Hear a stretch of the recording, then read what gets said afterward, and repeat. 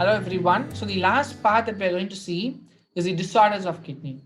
Please understand the purpose of reading human physiology is to understand some of the disorders of every system that we might encounter in future as a physician. Now, even since you're a bio student, you would have seen your family members coming with a blood report asking you, what should I do? So now itself, no, they have this assumption that you have become a doctor. So it's good. You should not simply stare right in front of them or blink and say, do not know, I am not studied. You have chosen the stream. So you should be in a position to manage something. Just tell them this could be the cause, that could be the cause. So for trying to interrupt, I'm trying to interpret something, you need to understand the basic physiology. So you understand the basic physiology, try to understand how our body functions and what is disorder. This disorder is nothing but when normal is not happening. When normal things are not happening, there is some abnormality seen, and that we call it as disorder. That is the basic idea that you must have first. This is the first thing that you must know. So, depending on every single organ, every single tissue, every single cell, the abnormalities are going to be presented in a different way, and we need to treat it differently. That's the ultimate aim of a doctor. So, with respect to kidney, you would have heard about something called renal failure, renal transplant. You would have heard about something called dialysis, and all. These are very frequent terms you would have heard of. At least once in a month, you would have heard somewhere that patient has died of renal failure, is undergoing dialysis, all this, right? So, let's get into that, understand everything. Though this process looks simple, it is very difficult.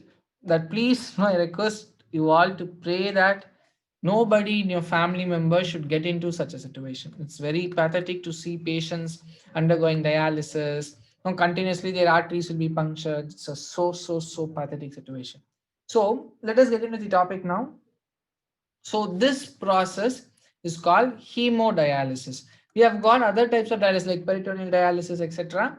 So here we tell it as hemodialysis because we are going to deal with the blood system, right? We are going to deal with blood vessels, hence the name hemodialysis. So we are trying to have a focus on eliminating the waste products from the bloodstream. That is why the name hemodialysis.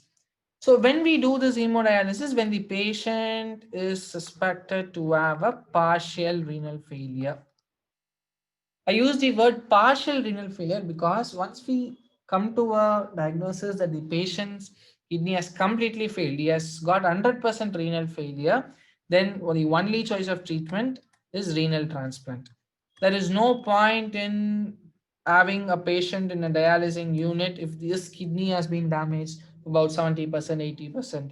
Not at all possible. So maximum they say 30 to 40% we can recover. That's the thing. So all these are some extra information, but please note that dialysis is not for renal failure patients. It's for patients who have got a minimal renal failure. Try to improvise your language or the command over the subject so that you will be shining like a star. Okay, so it's for a minimal renal failure cases we can do a hemodialysis. So how can we know that patient is actually marching towards this renal failure? Is simple. What is the function of kidney? Is to eliminate waste products. Now, if the waste products are eliminated, ultimately it is going to settle in the blood. So when there's excess of waste products in the blood, then that is a sign that patient's kidney has some issue. So like uremia.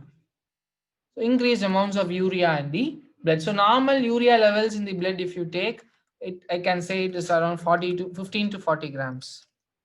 Okay, if there is excess of urea like 100 grams, 200 grams, 300 grams, then we say that patient's kidney is not doing the role properly. Henceforth, he has got some issues.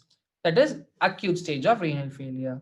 So they do dialysis. So how they do dialysis is, see, all these waste products are accumulated in the blood. That is in the oxygenated blood or in the arteries. So what they do is they try to insert a tube into one of the arteries. Okay, so this is here they have identified some artery and they have inserted a tube, and that tube is going to carry all the arterial blood. Okay, just forget all this arterial blood pressure, all these are not required. So on one side we have got a tube that is being put directly into an artery, and that is going to take all the blood. Now, very important is the next aspect of dialysing machine is the dialyzer, or which contains dialysing fluid.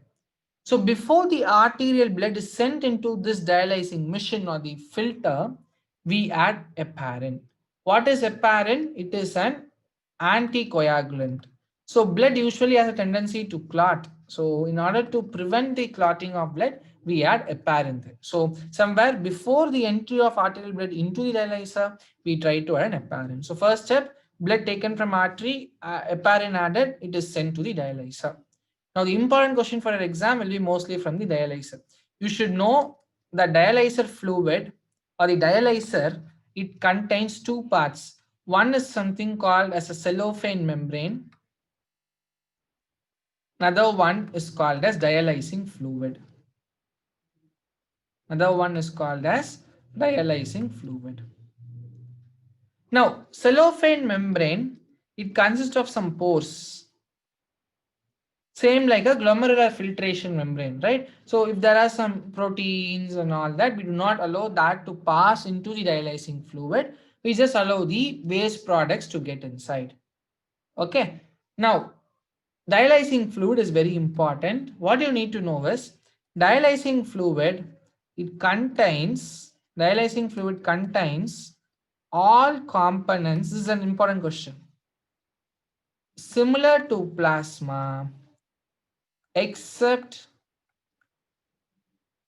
it has no urea.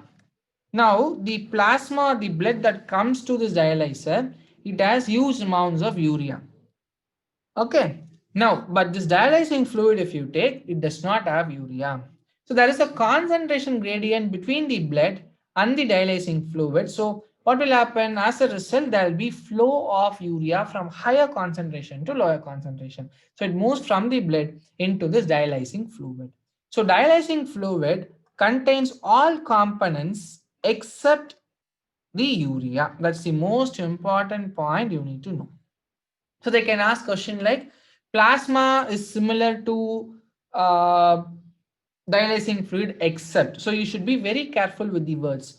If he has given a question like plasma contains more, he can give like this: plasma differs from dialysing fluid, or he can give another question stating dialysing fluid differs from plasma.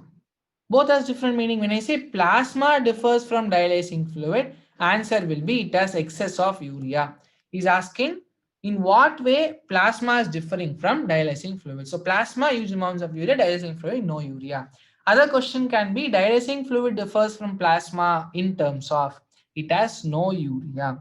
So please be very careful with the wordings. If he has given plasma differs from, your answer should be it has more urea.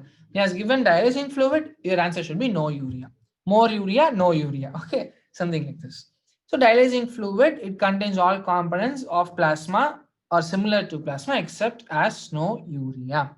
So what will happen from the blood? All the urea is going to get through the dialysing fluid, and the remaining components are going to be sent via another tube to your venous blood. So from the venous blood, it will get into the right side of the heart. From the right side of the heart, it gets into the left side of the heart.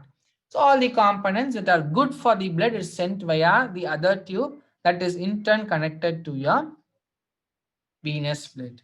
So before we allow the tube to get into the vein, here the diagram in it is missing. We add anti-heparin because now my blood contains heparin, which is an anticoagulant. Now clotting is a defense mechanism inside our body. So we are going to add anti-heparin so that this anticoagulant effect is being removed, right? We add an anti-heparin substance. So when we begin the process, we add heparin. When we end the process, we add anti-heparin. And you would have heard about, if you would have seen some patients going for dialysis, they will say that come regular, not come very frequently, come once or twice in a week. It's because they are trying to puncture the artery. That is going to be really invasive procedure. And this dialysing fluid should be continuously replaced because fresh fluid will have no urea. But as I keep allowing the blood inside, whatever urea is present in the blood is going to get into the fluid now. So gradually the urea concentration in the fluid will increase. If it increases continuously, that's again it is going to contraindicate my actual mechanism or my understanding of dialysis. So I need to continuously replace the dialysing fluid. These are some points that you must know with respect to dialysis. So when you add a parent, when you add anti-apparent, and the most important here for your NEET exams is the component of a dialysing fluid. And we have got something called as a cellophane membrane that has some pores that allows only the urea to pass through and sending out the other substances back to the blood via the other tube. So these are some points that you must know with respect to dialysis. I hope I made it clear. So, as I said already, this dialysis can be done only for acute renal failure patients. Rather, if the renal failure is just about, for example, 20 to 30%, we can do. If it is so extensive, the damage is so extensive, like 70%, 80%, dialysis is of no use. So, the ultimate thing will be renal transplantation. Now, one thing I would like to talk about renal transplantation is I have seen in MTG. You have asked which kidney is usually given for renal transplantation. Please make a note. Left kidney is usually preferred. Why it is usually preferred is because of long renal vein. Now, when they do organ transplantation, the first thing is they should stop the blood supply. Every organ is supplied by some vessels. They have to stop the blood supply. So what the surgeons will do is they will try to tie a knot on the respective vessels. Now you all know. Now this is my inferior vena cava. Here I have my aorta, and here this is my right kidney, and this is my left kidney. Okay, just for representation I have drawn. Now from your inferior vena cava only we will have the veins. Okay, so now if you take right renal vein, it is just this much. Whereas if you take the left renal vein, it is so longer. So what these surgeons will do is they will try to put a nick or tie a knot to supply the blood supply. So if they take right kidney, there are huge chances that they can damage this IVC because all are delicate structures. The huge probability that they can damage the IVC. So what is generally done is left kidney is taken for renal transplant because it has got a long renal vein. So now if you take IVC somewhere to the other extreme, so they will just do a nick here or they will tie a knot so that the blood supply is not being cut off.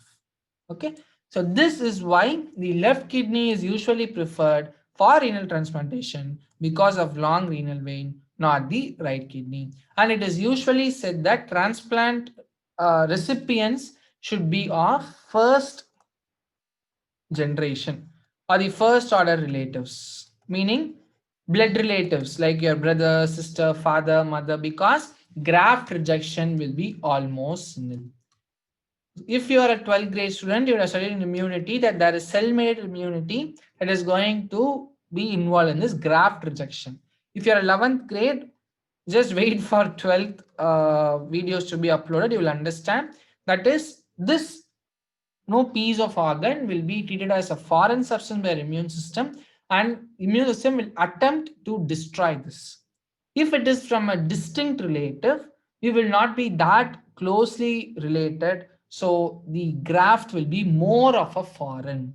So that is why there will be more graft rejection. So graft rejection is minimal in the first circle relatives or the first order relatives. So with respect to renal transplantation, it is done almost in complete renal failure patients. Left kidney is preferred over right kidney, and we try to get the donor from a first order relatives itself, so that graft rejection is minimal. This is the thing that I want to highlight with respect to renal transplantation. Then other two major things, renal calculi or renal stones, nothing much. You just have to know it is made up of oxalate and phosphate salts of calcium. So predominantly it is the calcium salts of oxalates. Calcium oxalate is the most common composition of a renal salt. Last one to conclude is your glomerulonephritis. Now, for a NEET exam, it is not that, I mean, in the sense you do not have much information to be discussed, but in your real time practice, you become a doctor, it is very important. Now, you all know generally protein is not a normal constant of a urine because the pores are arranged in a so intricate manner, or the pore dosage arranged in an intricate manner such that it leaves only little slit pores for the liquid part or the blood to pass in, whereas the proteins all will be reabsorbed. This is the understanding you have got. Now, itis, any term that ends with itis, it refers to inflammation or some form of damage. When there is a damage to this podocytes or to the basement membrane, the pore size will increase now, like this. So what will happen? The proteins will start getting inside. So if there is proteinuria, that is protein in the urine, then I can suspect glomerulonephritis. There are lots of causes, but for a level, what I can say is one thing that you must understand is if there is any damage or inflammation to the glomerulus, then I can think of proteinuria, right? These are some disorders. Just be thorough with the dialysis, whatever we have discussed. So, again, to repeat, this dialyzing fluid that I have told is the most important thing for your exams. With this, we are coming to an end of this chapter. I'll see you in the some other chapter. Until then, thank you all. Bye bye.